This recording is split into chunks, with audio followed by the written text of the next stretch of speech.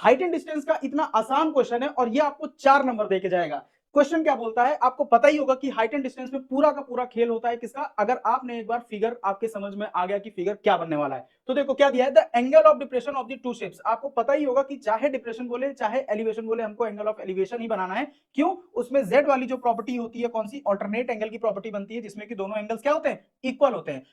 The angle of depression of the two ships A and B observe from the top of the lighthouse 60 metre height. ठीक है भाई, एक light house है जिसकी जो height है वो 60 मीटर है।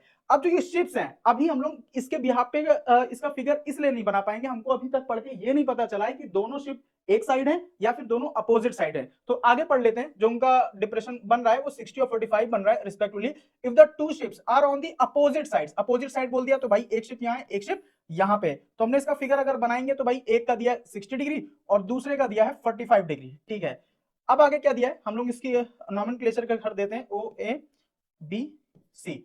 आगे क्या चीज बोला, find the distance between the two ships given the your answer correct to the nearest whole value number, मतलब डेसिमल में नहीं, नियरेस्ट होल वैल्यू नंबर में दे दो। और हमसे बी सी पूछा है कि बी सी क्या होगा, इन दोनों के बीच की दूरी। तो भाई अगर आप देखोगे किसमें, ए ओ बी में या फिर ए ओ सी में, अगर हम लोग ए ओ सी में देख लें तो इन ट्राइंगल एओसी, आपको लिखना भी ऐसे ही है, आप इसमें क्या लगाओगे 10 45, हमारा रेफरेंस एंगल ये 45, इसका हमारा ये क्या हो जाएगा, परपेंडिकुलर जो कि ये 60 और बेस हमारा ओसी है, इसको हमको निकालना है। आपको पता है कि 45 के लिए जो हाइट होता है वही बेस की कंडीशन होती है, तो यहां से ओसी की वैल्यू हमारी कितनी आ गई, 60 मीटर।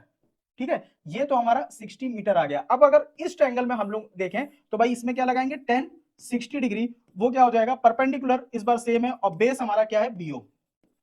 tan 60 की वैल्यू कितनी होती है, √3 इक्वल टू 60 अपॉन बीओ, और बीओ इधर गया, √3 इधर आया, तो क्या गया, BO equal to 60 √3 upon 3, rationalise कर देंगे तो 3 2 6, तो बीओ की वैल्यू आ गई 20 √3, बोले तो 20 √3। अब हमको निकालना क्या था, ये पूरा ही निकालना था, इन दोनों को जोड़ देंगे तो 20 √3 प्लस 60, आप इसमें देखोगे कॉमन क्या आ जाएगा 20, तो यहां से क्या आ जाएगा √3 प्लस 3 मीटर।